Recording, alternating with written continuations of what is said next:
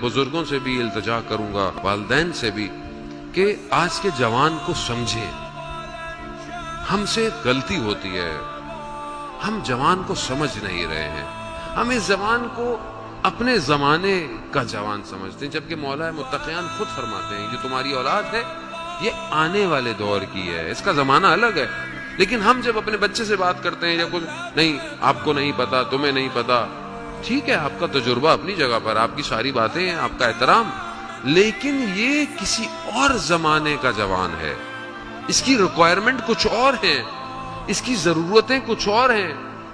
آج والدین بہت سارے اپنے بچوں کی باتوں کو، چاہے وہ بیٹیاں ہوں چاہے وہ بیٹے ہوں، ان کو اس طرح نہیں انڈرسٹینڈ کر پا رہے، تو آج جوان ڈپریشن کا شکار ہے۔ آپ یقین کریں، یہ حقیقت ہے، جوان ڈپریشن کا شکار ہے، اسے سمجھ میں نہیں آ رہا ہوتا کہ میں یہ کرنا چاہتا ہوں یا میں یہ کرنا چاہتا ہوں یا میں یوں سوچتا ہوں، چاہے وہ جوان بیٹیاں ہوں چاہے وہ جوان بچے ہوں۔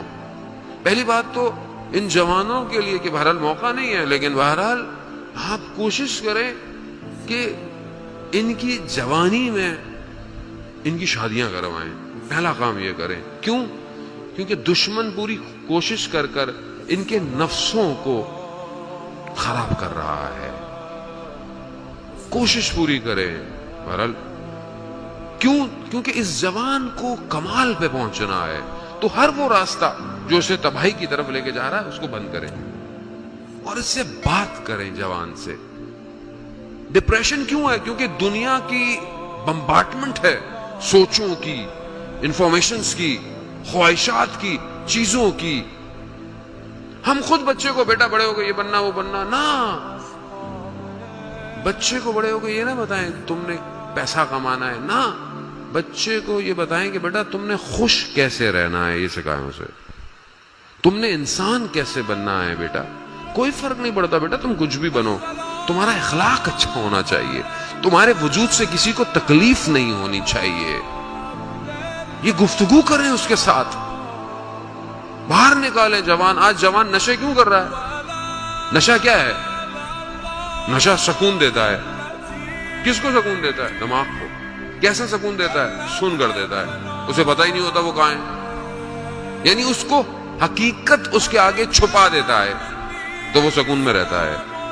کیوں وہ تنگ ہے اس حقیقت سے جو اس کے اطراف میں ہے؟ کیوں وہ غافل ہو جاتا ہے؟ جب آپ اس کو صحیح طرح بات کریں گے، اس کی ٹریٹمنٹ کریں گے، اس کی کاؤنسلنگ کریں گے، تو یہ جوان کبھی کسی نشے کا شکار نہیں ہوگا۔ اسے لذت خدا اور عبادت خدا میں ملوث کریں، اور وہ تبھی ہوگا جب میں خود عبادت کروں گا، تبھی تو یہ عبادت کرے گا۔ جب بچہ ساری زندگی یہ دیکھتا ہو کہ میرا باپ فجر سے پہلے ساری زندگی اٹھتا رہا ہے، تو خود اس کو بھی ہوگا کہ میں کب بڑا ہو کر تہجد